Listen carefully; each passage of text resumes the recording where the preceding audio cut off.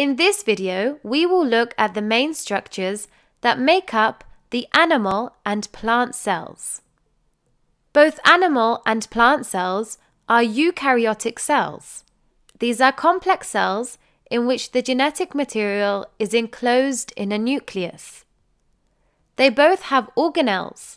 These are structures that perform different functions within the cells. Animal cells have irregular shapes. They contain a nucleus, cell membrane, cytoplasm, mitochondria, and ribosomes. The nucleus contains genetic material. This controls the cell's activities. The cell membrane controls the movement of substances that go in and out of the cell. It's able to do this because it has a structure that is permeable to some substances and not others. You can think of it as a gatekeeper. The cytoplasm is a jelly-like material that contains nutrients, salts, and other membrane-bound organelles. Many chemical reactions also occur in the cytoplasm. For example, the chemical reaction of respiration in mitochondria.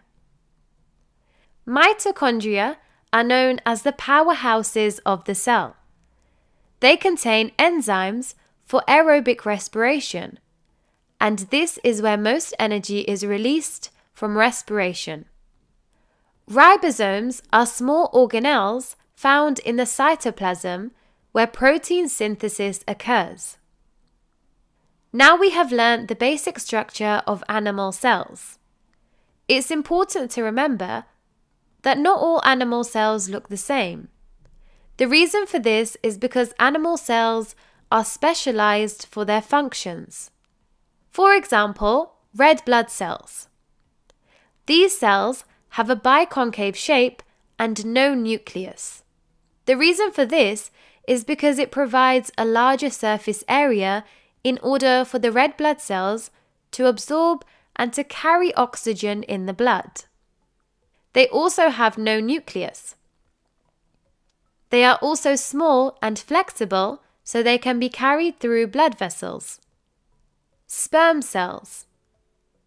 Sperm cells' function is to transfer genes from a male's body to a female gamete. Sperm cells have a tail which allows them to swim towards the egg cell, and it contains many mitochondria to supply ATP for energy. The head of a sperm cell also contains enzymes. These enzymes are released to help break through the outer membrane of egg cells.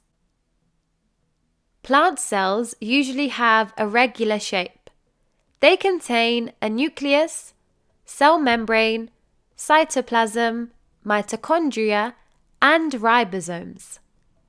However, they also contain other structures that are only found in plant cells. These include cell wall, chloroplast, and vacuole. The cell walls are made from cellulose fibers. The cell wall surrounds the cell membrane. It strengthens the cell and provides support for the plant. Chloroplasts are organelles that contain green pigment. The green pigment is called chlorophyll. Chlorophyll absorbs light energy for photosynthesis. It also contains enzymes required for photosynthesis to take place. Plant cells also have a permanent vacuole. This is filled with fluid or cell sap. The vacuole provides structure for the cell and the plant. The vacuole also stores sugars. Now we have learned the basic structure of plant cells. It's important to remember that not all plant cells look the same. The reason for this is because plant cells are specialized for their functions. For example, phloem cells. These are plant cells that build the transport system for sugars. Their cell walls have holes at each end in order to allow sugar to move from one cell to the next cell. Xylem cells. These are plant cells that build the transport system for water and mineral salts. These cells are strengthened with a hard substance called lignin. The reason for this is because it helps the cell withstand changes in the pressure of water.